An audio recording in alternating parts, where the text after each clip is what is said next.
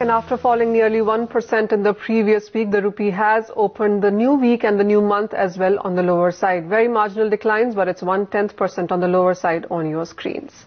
Let's get on board Mr. Ashutosh Khajuria, who's President, Treasury, Federal Bank, and he joins us live on the show.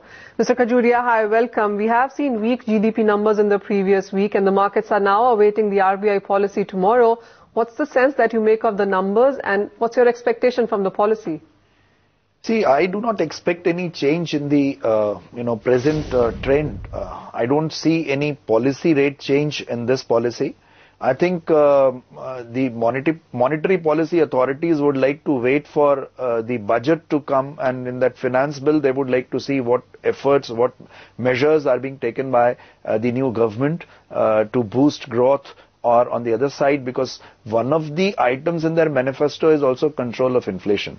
So I think inflation and growth both are the priorities of the new government.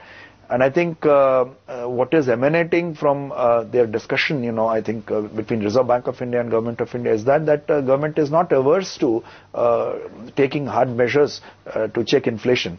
But at the same time, I do not see any rate hike also. So that way, I think more of it, I would see it as a no change, and as regards GDP numbers, I think it's more or less on the dotted lines.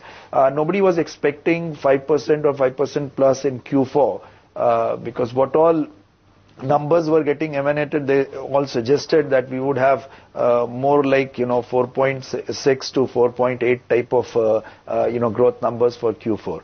But going forward, I'm very sure the way the business confidence has improved, the way the capital funds are flowing into Indian economy, and the way RBI is really finding it difficult to arrest the fall of dollar vis-a-vis rupee. It appears that, and then there are some of the investors who are talking it mother of all bull runs. If that comes true, I think more capital is waiting to, flow into India. And on the other side, RBI would have to take those measures to see that these funds are sterilized, because the liquidity getting generated out of it is going to create inflationary pressures and all. And today we saw there was first such auction, first ever 4-day reverse repo auction, which we saw, RBI conducting. So I think all these, measures suggest that there is a challenge for the monetary authority to see how liquidity is kept in check and it doesn't lead into further inflationary pressures. Sure. Mr. Khajuria, just on that point of inflows, the latest reports show that the FI inflows have been more into the debt side than equity. One, how would you read into that? And two, how much of an impact do you think the FIs could really be making into the currency going forward? See, I think RBI had taken one measure wherein they wanted to avoid investment of, FIIs into very short-term debts like treasury bills and all.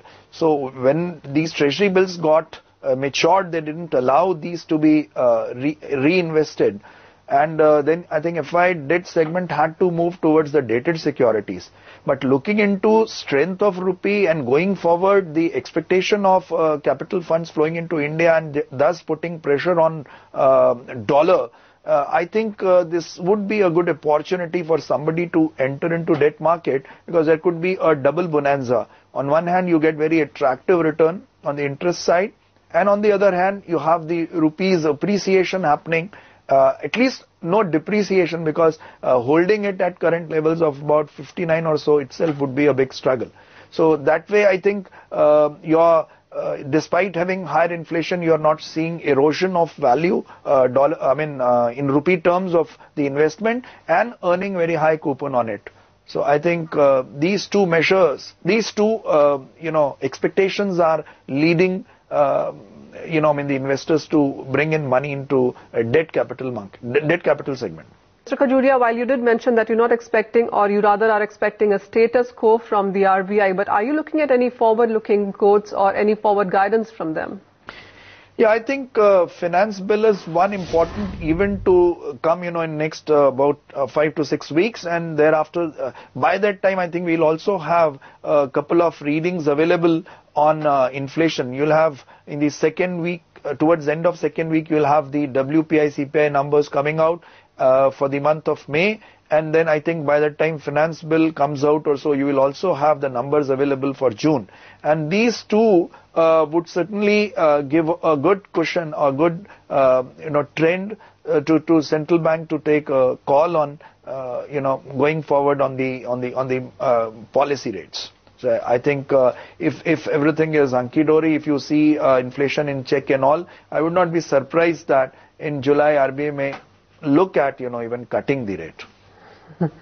We will watch out for that. But Vijay, getting you in the conversation, how is the rupee looking on charts? Because while it is looking at, or rather following the level that you had talked about, we are looking at a consistent decline yet again. Absolutely, Manisha. I had talked about 59.75 in the prompt month futures on the currency derivative segment on the NSE. We've seen a high of approximately 59.5. If at all the dollar was to rally in the futures market, I would give it approximately 59.65 to 59.75 in the coming 1 or 2 trading sessions. That's where I expect selling pressure into the dollar, and the rupee might just strengthen all over again.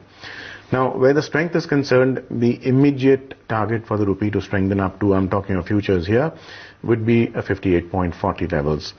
Beyond 58.40, of course, I would take a fresh call after the RBI announcement is digested by the market, and any kind of data point emanating would be factored into the prices, and then we would take a fresh call maybe tomorrow evening or day after tomorrow in the show. But at this point in time, as we speak, 58.40 on one side, 59.75 on the other. Vijay, very quickly, we have seen gains continuing for the dollar index, and much of the Asian currency basket really is trading on the weaker side. Would that put pressure too? I think so, yes. I think the dollar is on a firm footing internationally, and the dollar index that I have been talking about, since it's trading consistently above the 80.35, 80.40 band, I think the possibility of 80.68 should not be ruled out.